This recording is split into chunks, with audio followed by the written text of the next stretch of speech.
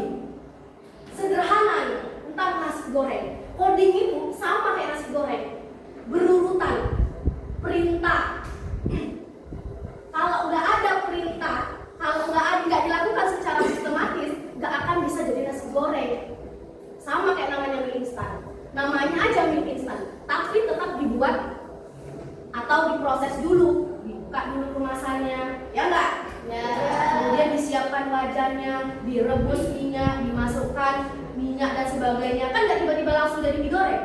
Namanya saja mie instan, tapi tetap ada namanya proses. Nah, sekarang pertanyaannya, siapa di sini yang suka bermain gadget? Tunjuk tangan. 1, 2. Oke, hampir semua di antara kamu senang bermain gadget.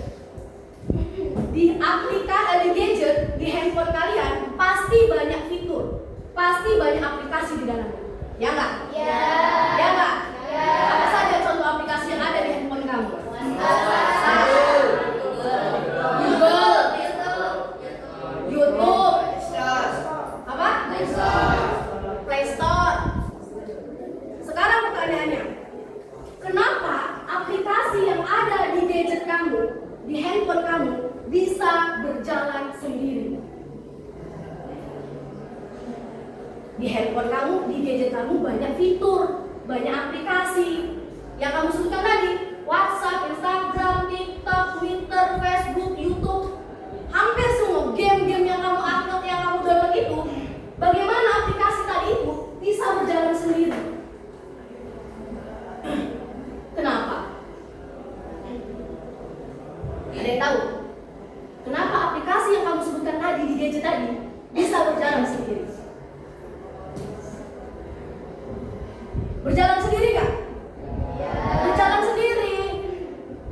Mahal pun HP kamu, kalau aplikasinya nggak ada programnya, dia nggak akan bisa berjalan. Kenapa aplikasi ini bisa berjalan? Karena ada perintah coding. Coding itu kode, program, perintah. Kalau nggak ada programnya, nggak akan bisa berjalan di HP kamu. Secanggih apapun HP kamu, kalau nggak diinstal YouTube, bisa berjalan di HP YouTube kamu? Nggak bisa. Harus ada aplikasinya. Aplikasinya sudah secara otomatis dia terprogram. Perintah coding itu kode, perintah dari manusia yang menjalankan adalah program. Jadi kalau nggak ada perintahnya, dia nggak akan bisa jalan aplikasinya.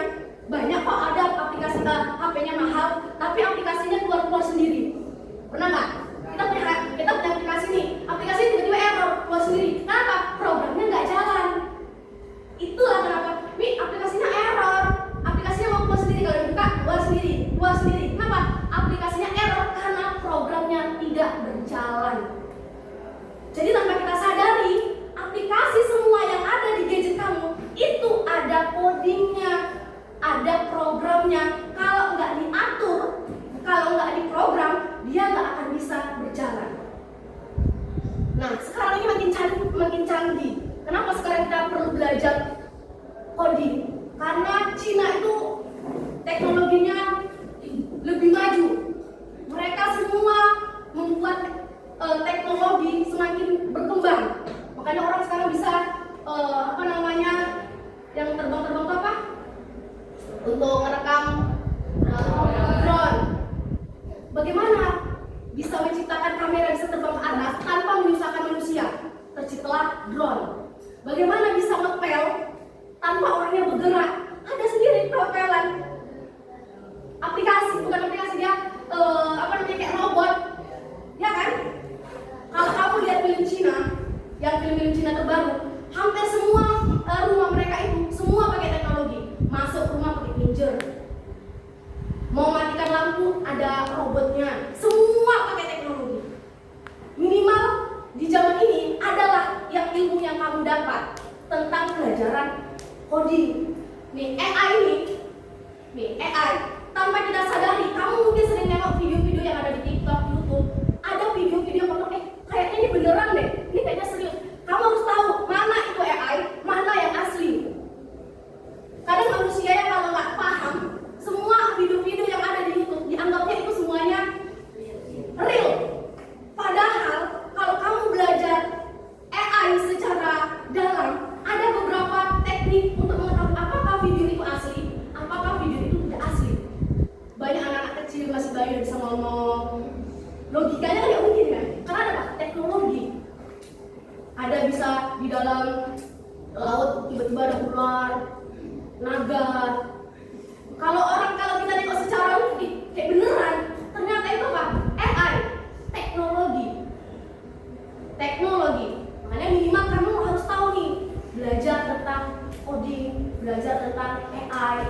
Karena hampir sekarang udah seluruh Indonesia khususnya udah mulai nih belajarnya, anak-anak sudah mulai tahu tentang ChatGPT, Gemini, itu AI. Ada perintah. Kalau nggak ada perintah, nggak akan mungkin bisa terbuat. Robot itu cuma menjalankan perintah. Kalau perintahnya nggak jelas, dia nggak akan jalan. Sama kayak aplikasi. Kalau perintahnya nggak disentuh aplikasi itu, apakah bisa terbuka Facebook itu? Itu ada perintah. Disentuh layarnya, maka terbuka aplikasinya. Disentuh beranda, maka muncul beranda. Kalau ada perintah itu, aplikasinya terbuka itu aja. Tapi kalau nggak dijalankan, dia nggak akan bisa jalan karena ada sebuah perintah. Jadi coding itu adalah program perintah dari manusia, yang menjalankan adalah programnya. Gitu. Nih, apa yang terjadi jika perintah atau instruksi tidak jelas? Robot tidak akan bisa berjalan. Aplikasi tidak akan bisa berjalan. Jika perintah atau instruksinya tidak jelas, nggak akan bisa jalan. Mandek dia. Kenapa nggak jelas? Robot itu kan ciptaan manusia, bukan ciptaan Allah. Buatan manusia. Sehebat apapun robot, tetapi yang pintar adalah manusianya. Mana mungkin manusia bodoh bisa ciptakan robot? Berarti artinya apa? Kita lebih pintar daripada si robot. Robot hanya menjalankan kalau perintahnya jelas atau instruksinya jelas. Kalau nggak jelas, robot nggak akan berjalan. Kedua, apakah robot bisa menebak atau apa maksud kamu? Bisa, kalau ada ciri-ciri di dalamnya. Ada sebuah aplikasi. Nantilah minggu ini kita belajar. Ada sebuah aplikasi. Itu di dalam aplikasi itu ada 1000 gambar yang dideteksi sama aplikasi tersebut. Jadi tanpa kita sebutkan, dia bisa mendeteksi itu kita gambar apa. Misalnya Umi cuma gambar ini. Dia bisa nebak tuh, gunung. Misalnya Umi tambah ini, dia bisa nebak. Karena apa? Di dalam aplikasi tadi banyak ribuan gambar yang sudah diprogram di dalam aplikasi tersebut. Tanpa kita sebut ini gambar apa, dia langsung dibaca di sini. Ini gambar ini. Misalnya Umi buat kayak gini, sungai, pakai bahasa Inggris. Umi gambar matahari misalnya. Cuma kayak gini aja, walaupun gambar mataharinya keriting-keriting, dia tahu itu apa. Matahari. Umi gambar bunga. Bisa mendeteksi kalau diprogram. Kalau nggak diprogram, dia nggak akan jalan. Dia bingung, dia nggak ngerti apa maksud kita. Kalau sudah diprogram, kalau perintahnya jelas, dia akan jalan. Inilah dia. Yang ketiga, jika saya komputer, apa yang saya butuhkan supaya bisa bekerja dengan benar? Yang benar itu, komputer itu bisa berjalan dengan benar. Balik lagi, kalau programnya jelas. Sama kayak komputer-komputer yang kita mainkan. Kalau kamu nge-lab, itu secara tidak langsung itu coding di dalamnya. Kenapa bisa kamu ujian kemarin ada link kan? Kamu klik ini, itu buka dia. Kamu pencet ini, itu save dia. Itu coding. Kalau nggak diatur kayak itu, mana mungkin bisa digerakkan ini. Keyboardnya nggak akan mungkin bisa digerakkan. Karena ada coding di dalamnya, karena ada program. Makanya di sini ada mouse-nya. Kalau klik Excel, cancel, balik ke Windows-nya. Kalau pencet jendela, new buat lembar baru, sebagainya. Itu karena ada coding. Karena ada kode di dalamnya. Jadi ini dah. Kalau misalnya perintahnya tidak jelas, maka aplikasi tidak akan bisa berjalan. Gitu. Oke, nih. Pengenalan coding dan cara berpikir komputasional. Coding adalah proses menulis, menyusun, menginstruksikan perintah dalam bentuk bahasa pemrograman, agar komputer atau sistem digital dapat menjalankan tugas tertentu. Kecerdasan artifisial adalah ilmu komputer. Nih, KA ini sama dengan AI. KA itu Indonesianya, AI itu bahasa Inggrisnya. Ilmu komputer yang membuat mesin atau komputer dapat meniru kemampuan berpikir manusia, belajar, mengambil keputusan layaknya manusia. Tapi dia diatur dulu nih, ilmu komputer yang membuat mesin, kan mesin dia itu. Dan sistem komputer dapat meniru kemampuan kemampuan berpikir layaknya manusia. Kemudian, berpikir komputasional itu apa? Cara berpikir untuk menyelesaikan masalah. Kenapa dia diciptakan sebuah teknologi? Karena ada suatu masalah. Orang Cina malas nih, malas ngepel. Gimana caranya biar bisa nggak kerja tapi rumah bersih? Adalah teknologi. Bagaimana rumah nggak kemalingan? Dibuatlah rumah ada pinjel.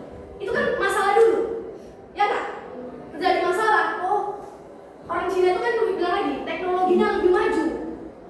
Nah, lebih maju. Artinya apa? Mereka dari masalah-masalah yang ada, mereka berpikir bagaimana ya bisa masuk rumah. Tapi cuma kita yang bisa masuk rumah itu nggak pakai kunci. Kalau gembok masih bisa dibobol orang. Tapi kalau pinjer, sidik jari, nggak ada satupun sidik jari manusia yang sama. Walaupun sama ayah kandung, ibu kandung, ini sidik jari nggak bisa sama. Itulah hebatnya Allah tadi. Bayangkan, jempol kita di sidik jari kita nggak bisa sama, nggak akan mungkin sama teman, saudara, orang tua ini nggak akan bisa sama. Makanya kalau udah pakai finger, nggak akan bisa pakai jempol orang lain. Mana bisa pakai jempol ini? Contohnya ini, tanpa kita sadari, ini AI. Apakah bisa pinjer jempol ini, punya Umi ini, dibuka sama si Ilham? Enggak, cuma sidik jari Umi yang bisa. Mama Umi bisa? Bisa. Bapak Umi nggak bisa, walaupun sekandung.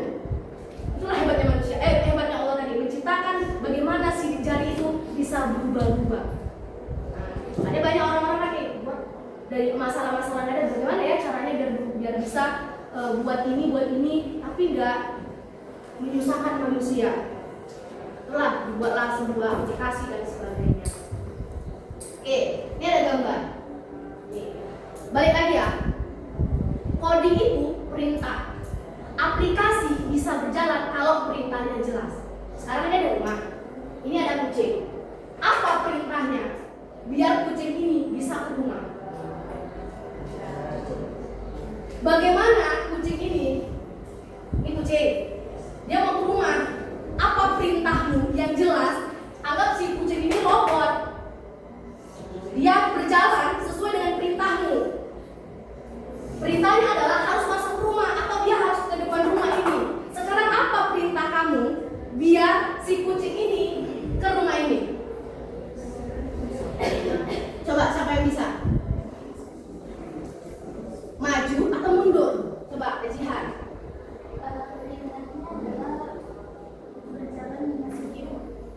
Siapa yang berjalan? Perintahnya juga kalau perintahnya gimana? Silahkan maju berapa langkah? Harus jelas langkahnya, mau ke depan kah? Ke sini pun langkah juga. Nah, tak boleh salah. Dia mau, kamu perintahnya mau ke depan atau dia mau mundur ke belakang? Atau dia maju duduk sini, mundur lagi ke sini? Tergantung perintah. Nah, sekarang ada kucing nih, anggap kucing ini rapor. Kau mau merintahkan si kucing ini ke rumah ini. Apa perintahnya?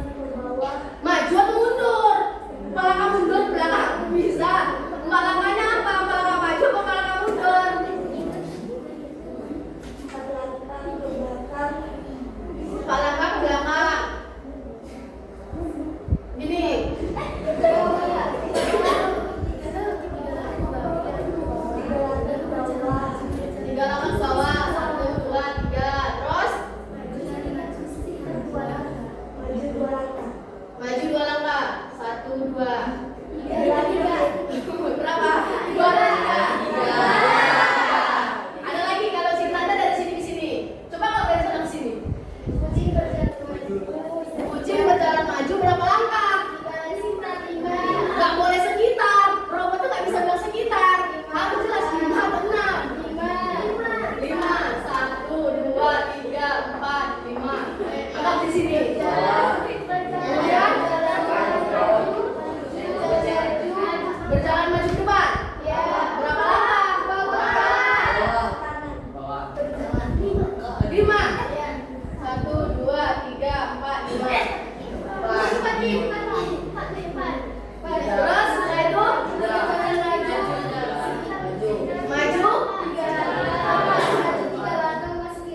maju 3 langkah. 1, 2, 3. Oke. Itulah dia. Perintahnya nggak boleh sekitar, minimal nggak boleh. Perintahnya jelas. 4 ya 4 langkah, 5 ya 5 langkah. Jadi inilah cara kerja coding itu. Perintahnya harus jelas. Dari contoh tadi bisa disimpulkan bahwa komputer, HP maupun game tidak bisa berjalan sendiri tanpa instruksi.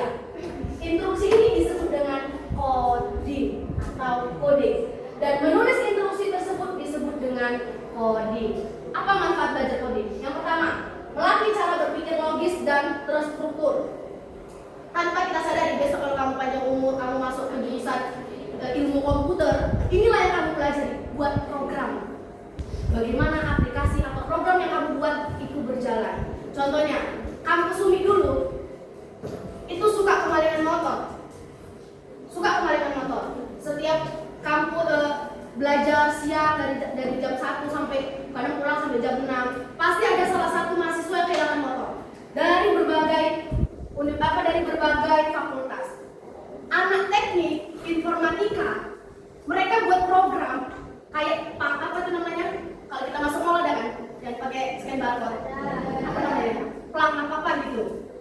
Nah, di kampus Umi anak-anak mahasiswa itu buat itu. Jadi yang bisa masuk kampus itu cuma mahasiswa kampus itu dengan cara bawa KTM. Di KTM itu kartu tanda mahasiswa. Kartu tanda mahasiswa itu di bawahnya ada barcode-nya. Kalau kampus lain, mahasiswa lain mau masuk kampus Umi, nggak bisa ditanyain kamu dari kampus mana. Karena kalau mahasiswa di situ pasti dia punya KTM. Paling dia menunjukkan KTM lain. Saya mahasiswa dari sini. Mau ngapain? Mau ke perpustakaan yang ada di kampus ini. Tapi kalau misalnya mahasiswa itu sendiri, dia mau lewat, mau naik mobil, mau naik apa, dia telat. Karena dia udah ter-scan. Oh, ini mahasiswa yang ada di kampus ini. Secara otomatis pelanggan terbuka. Buka. Kalau pakai barcode yang lain, dia nggak akan terbuka. Kalau di mall pakai barcode apapun terbuka kan? Terbuka kan? Kalau kita masuk mall, kalau mau masuk parkiran, pasti ada scan barcode-nya juga. Semuanya dibacanya. Tapi kalau di kampus Umi, cuma mahasiswa itu sendiri yang bisa masuk ke kampus pakai barcode tadi. Itu mahasiswa teknik komputer itu. Mereka cari gimana biar kampus tadi ini bisa aman. Yang masuk tuh nggak sembarangan orang, karena besar kampusnya. Tentu satpam itu juga kewalahan.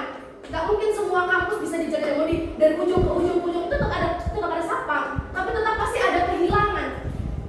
Gimana caranya? Tetap udah dipasang CCTV nih, dari semua kampus di parkiran semua pasti CCTV. Bagaimana meminimalisir itu?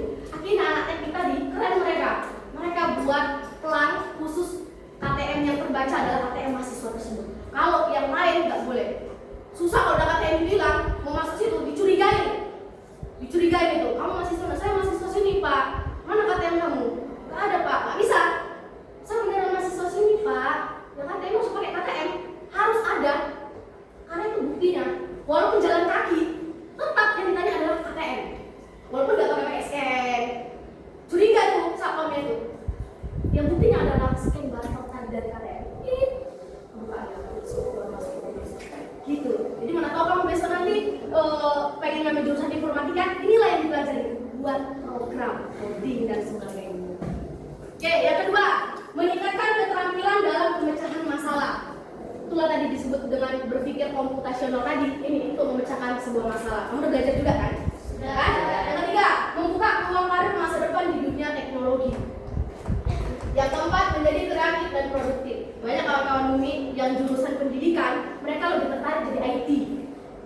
daripada jadi guru.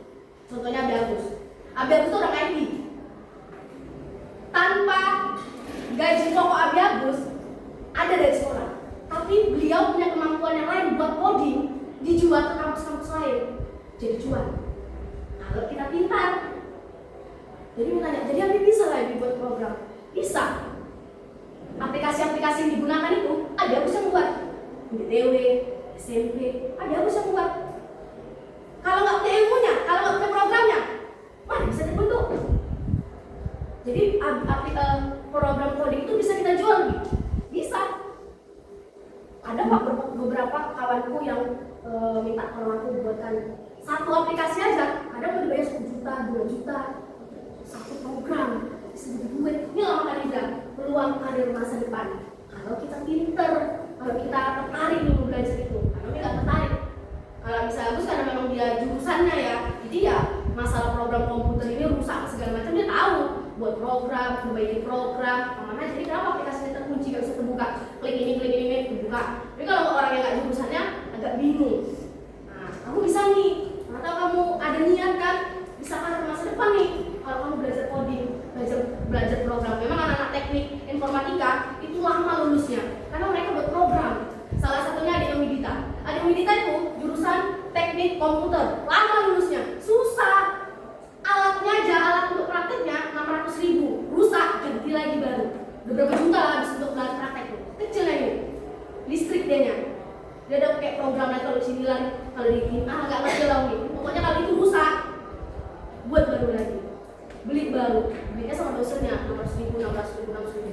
Kalau nggak berhasil ya 600.000 kita terbuang. Tapi kalau misalnya beberapa kali gagal, beberapa kali uang yang mau kita bayar. Jadi inilah fungsi belajar coding. Oke, coding itu terbagi menjadi 2, unplugged sama plugged. Unplugged itu coding yang nggak pakai jaringan.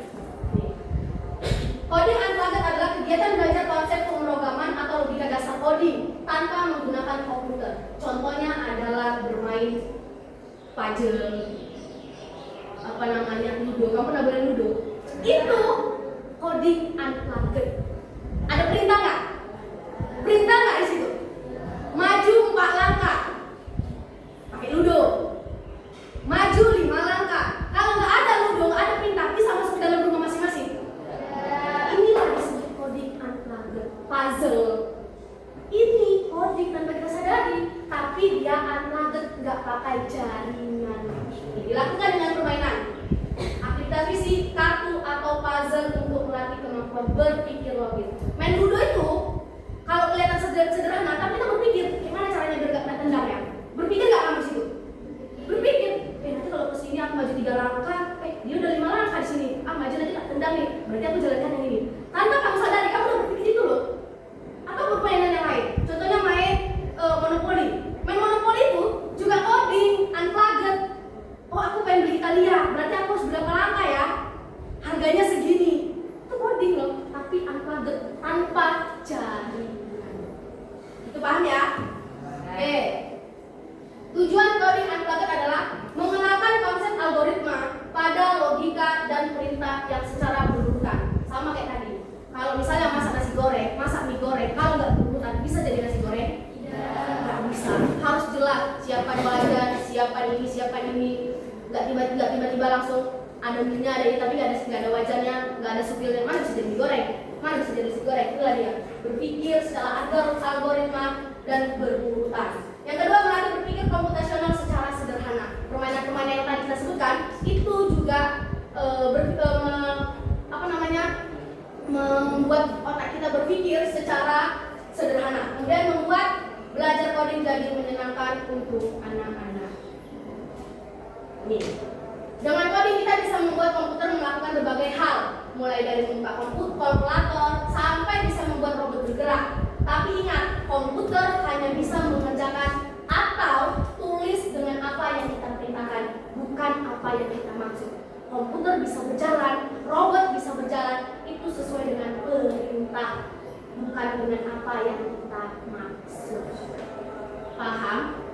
Paham sampai sini? Paham. Oke, setelah ini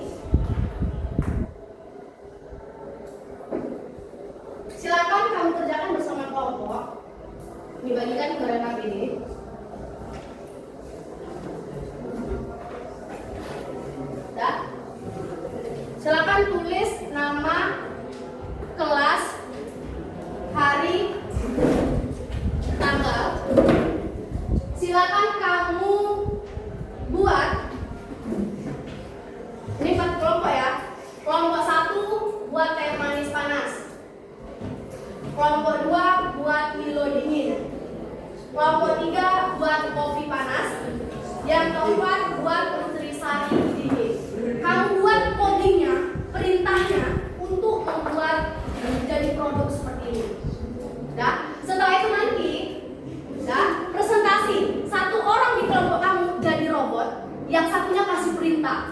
Sesuai, robot tadi akan menjalankan perintah sesuai dengan apa yang dibacakan atau diperintahkan dari teman-teman. Paham sampai sini? Oke, silakan 10 menit dari sekarang.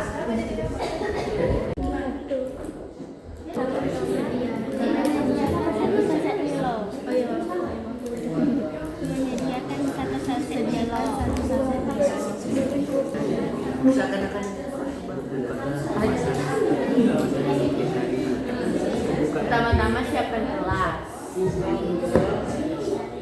Lalu kalau kamu punya Yasmin ada nama kamu di Yasmin. Ya satu sendok aja, satu sendok, 2 sendok. Apa? 2 sendok, 1 gelas air.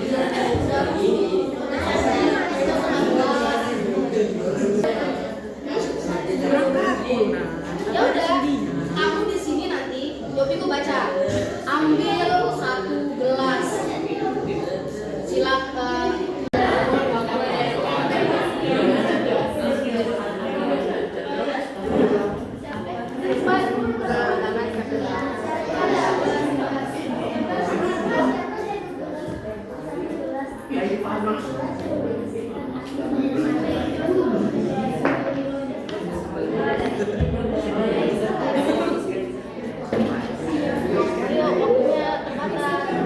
Udah selesai? Oke, silakan kita presentasi dari kelompok pertama. Tentukan siapa yang jadi robot dan tentukan siapa yang memerintahkan robot. Silakan dari kelompok 1. Assalamualaikum warahmatullahi wabarakatuh.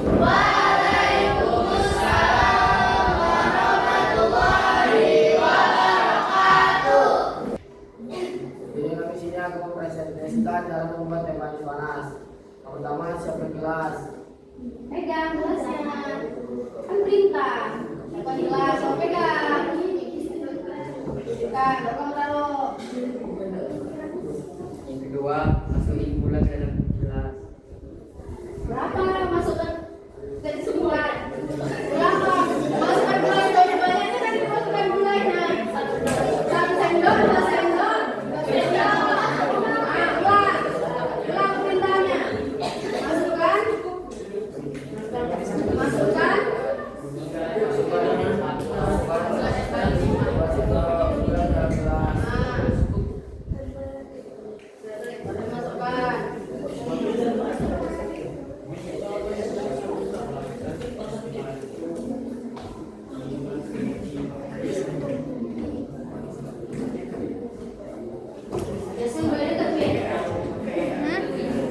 apa, Mi?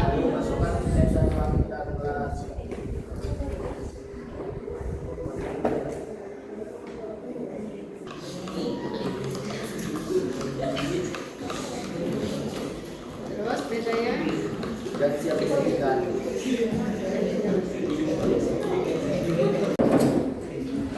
Udah? Tadi kita sudah Umi sudah menjelaskan tentang materi, kemudian kita juga sudah presentasi. Sebelum kita tutup, siapa yang bisa memberikan kesimpulan dari kegiatan pembelajaran kita hari ini? Oke, Rizky. Kita belajar coding, kita bisa yang pertama yaitu melatih siswa untuk berpikir secara logis. Oke, Yang bagus. kedua yaitu mampu menyelesaikan masalah. Oke, bagus. Ada lagi? Oke, Akila. Tujuannya adalah yang pertama, membuat siswa menjadi lebih kreatif dengan adanya teknologi. Yang kedua, menjadikan peluang karir di masa depan. Oke, bagus. Tepuk tangan dulu untuk Rizky. Oke, baik. Minggu depan materi kita tentang resiko dan kecerdasan, resiko dari belajar kecerdasan artifisial. Oke, setelah ini silakan kita menyanyikan lagu nasional terlebih dahulu.